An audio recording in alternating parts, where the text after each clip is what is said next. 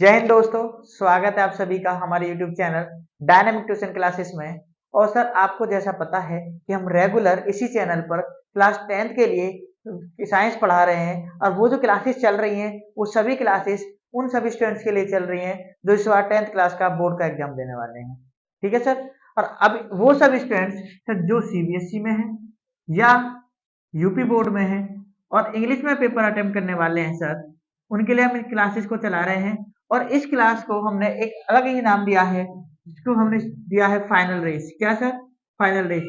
इसको हमने final race नाम इसलिए दिया क्योंकि ये आपके लिए एक ऐसी रेस है जो फाइनली आपको ये डिसाइड करेगी कि आपने पूरी टाइम कुछ भी पढ़ा हो, अब इस रिजल्ट जो लाएगी वो यही रेस लाएगी कि तुम किसे कितना ज्वाइन करते हो, इस सेशन में कब तक रहते हो। ठीक है सर। देखिए बिना टाइम वेस्ट करे हम अपनी क्लास को कंटिन्यू करेंगे। अब ये हमारी क्लास नंबर होगी सर 6। कौन सी क्लास होगी? क्लास नंबर होगी सर 6। और इस क्लास में हम देखिए हम चला रहे थे चैप्टर नंबर 1 केमिस्ट्री का, जो है हमारा केमिकल इक्वेशंस एंड रिएक्शंस या केमिकल रिएक्शन एंड इक्वेशन। अब सर इस चैप्टर में देखिए हम टाइप्स ऑफ रिएक्शन पढ़ चुके थे, टाइप्स ऑफ रिएक्शन को पढ़ चुके थे। ठीक है सर। इस क्लास में सर हम कौन कौन सी रिएक्शंस थी? Combination reaction, displacement reaction, double displacement,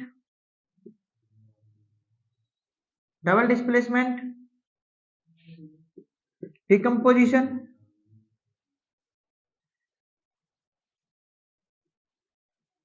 precipitation,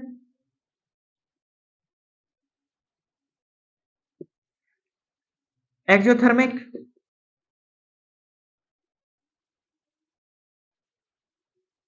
endothermic. देखिए हम ये सारी रिएक्शंस को सर पढ़ चुके थे। ठीक है। और मैंने आपको दो होमवर्क में रिएक्शंस दी थी जिसमें आपको ये बताना था कि ऑक्सीडेशन कहाँ होगा और रिडक्शन कहाँ होगा। मैं उन दोनों इक्वेशन को अभी लिख रहा हूं और एक बार सभी चेक कर लें जिसने भी वो सॉल्व की हो। ठीक है। एक बार मैच कर लें सभी वो वाली इक्वेशंस। ठीक है। हाँ भाई, रेडी है? देखिए सर वो दोनों इक्वेशंस को मैंने सामने लिख दिया है जो मैंने आपको होमवर्क में दी थी। क्या है सर? आपको इसमें बताना था कि ऑक्सीडेशन कहाँ हो रहा है और रिडक्शन कहाँ हो रहा है। ठीक है। देखिए यहाँ है सर ये मैंगनीज ऑक्साइड। क्या है? ऑक्साइड। ये हाइड्रोक्लोरिक एसिड।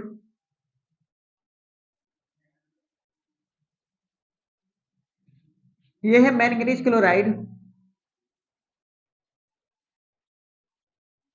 ये आपको पता ही होगा, ये है वाटर। देखिए बस आपको क्या बताना है, आपको ये बताना है इसमें ऑक्सीडेशन कहाँ हो रहा है, रिडक्शन कहाँ हो रहा है, ऑक्सीडाइजिंग एजेंट क्या है, रिड्यूसिंग एजेंट क्या है। ठीक है।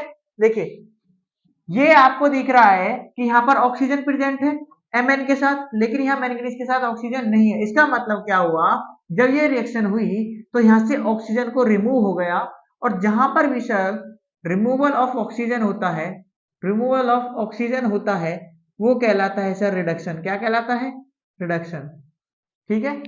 और इसी रिएक्शन में देखिए यहाँ हाइड्रोजन के साथ क्लोरीन था, लेकिन यहाँ जब ये प्रोडक्ट बना तो यहाँ हाइड्रोजन के साथ ऑक्सीजन आ गया। क्या आ गया? ऑक्सीजन।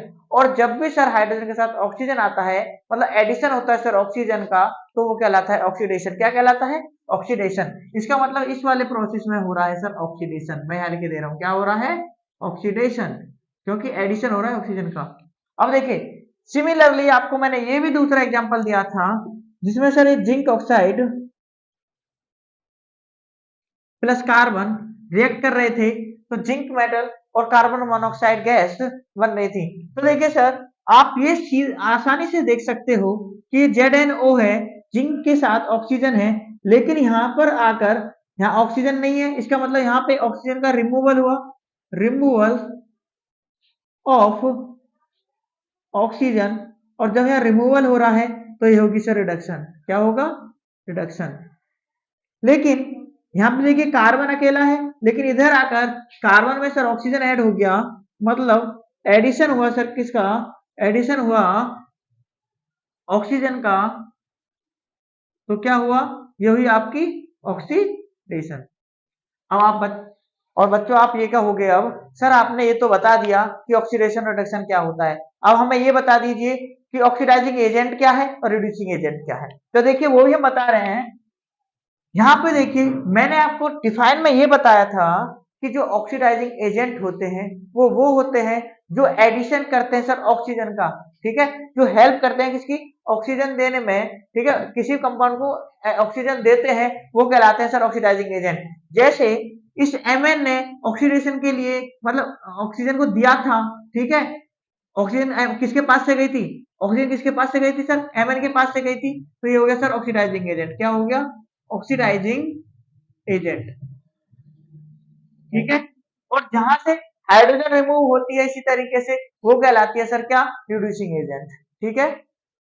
देखिए ये सब पीछे पीछे का पार्ट था पिछली क्लास का, और आज हम फिर आगे पढ़ते हैं जिसमें हम पढ़ेंगे कोरोजन क्या है, रेंसिडिटी क्या है, ये सब, ठीक है सर। कंटिन्यू करते हैं क्लास को, आगे चलिए, लेकिन नोट डाउन कीजिए सारे। आगे चलें, देखिए आगे हमारा टॉपिक है सर कोरोजन। क्या है, कोरोजन, इसको तो हर कोई जानता होगा कोरोजन क्या होता है, ठीक है। कोरोजन क्या होता है ये हर किसी को पता होगा। जैसे मैंने क्या लिखा है, कोरोजन इज अ प्रोसेस, एक ऐसा प्रोसेस होता है in which metal are eaten up. मतलब सर मेटल का मतलब ये है जैसे तुम्हारे पास लोहा वगैरह होता है, ये सब चीजें जब इनको ईट कर लिया जाता है gradually by the action of air moisture, मतलब एयर किसकी फॉर्म, मॉइस्चर, और a chemical such as an acid और देयर सरफेस। मतलब क्या है, आप कहोगे सर आपने इतना जल्दी क्या क्या बता दिया, हमें तो समझ में नहीं आया। देखो हम बता रहे हैं क्या है। आपके घरों में कभी आप देखिए घर पर आने के लिए सरिया वगैरह मंगा लेते हो, ठीक है। कभी ऐसा होता है कि भाई मिस्त्री नहीं मिल पाता टाइम पे, या वो यूज नहीं हो पाता, जब बचा हुआ सरिया या जो भी चीजें लोहे की चीजें वो रखी रहती हैं, तो कुछ टाइम बाद उन पर जंग लग जाता है। क्या लग जाता है, जंग लग जाता है। तो वही प्रोसेस जो है वो कोरोजन है। कैसे वो जंग लगता क्यों है, मैं आपको ये बताने वाला हूं।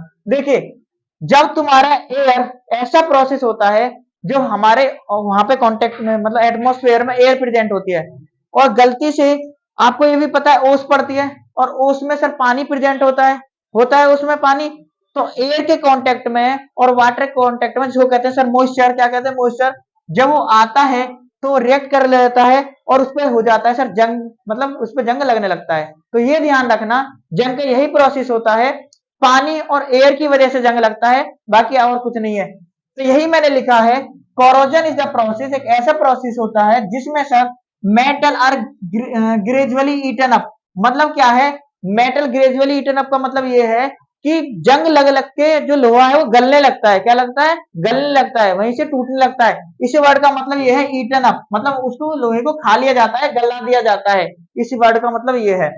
जैसे और केमिकल, या गलती से कोई ऐसा केमिकल गिर जाए वो भी सर लोहे को गला देता है। जैसे तुम कभी भी अगर गलती से तुम्हारे पास HNO3, जिसको कहते हैं नाइट्रिक एसिड, लोहे पे डाल के देख लेना, तुम्हारा वहां से लोहा गलना चालू हो जाएगा, है ना। इसलिए मैं बोल रहा हूं कि ऐसे एसिड्स जैसे नाइट्रिक एसिड हुआ, HCl भी ऐसा काम करता है लेकिन वो कम फॉर्म में करता है, ये हुआ, या एयर की कांटेक्ट में आया तो लोहा वहां से गलने लगता है। सर रस्टिंग, सर इसी का एक हिस्सा होता है रस्टिंग।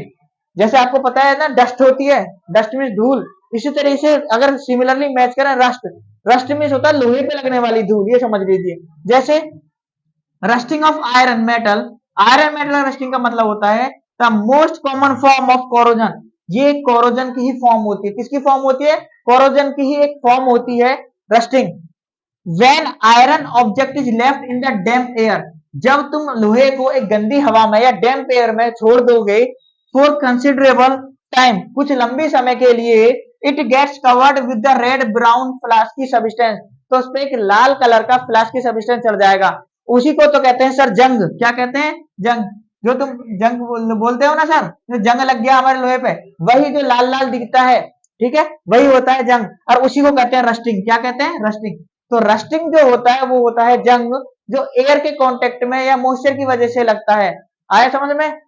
देखिए बस सिंपल सा इतना क्वेश्चन आएगा आपके पेपर में कि what is the difference between corrosion, ठीक है, एंड रस्टिंग।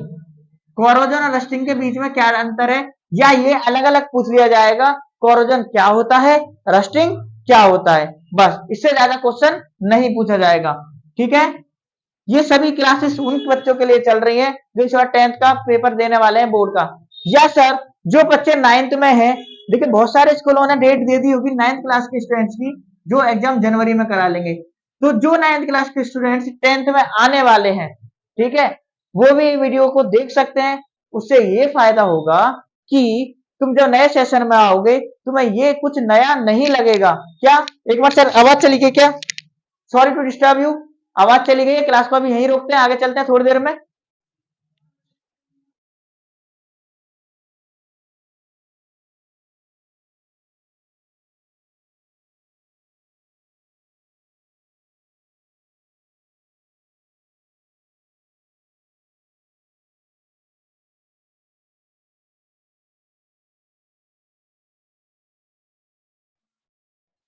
हाँ भाई चले आगे, देखिए हाँ भाई अब आ गया है माइक, बैटरी लग गई है। देखिए सुनिए, आगे अगला पॉइंट है sir, iron metal is oxidized by oxygen of air. मतलब क्या है, जो आयरन मेटल होता है तुम्हारा, जो आयरन तुम्हारा लगा रखा होता है लोहा वगैरह, वो ऑक्सीडाइज हो जाता है सर किससे, ऑक्सीजन से।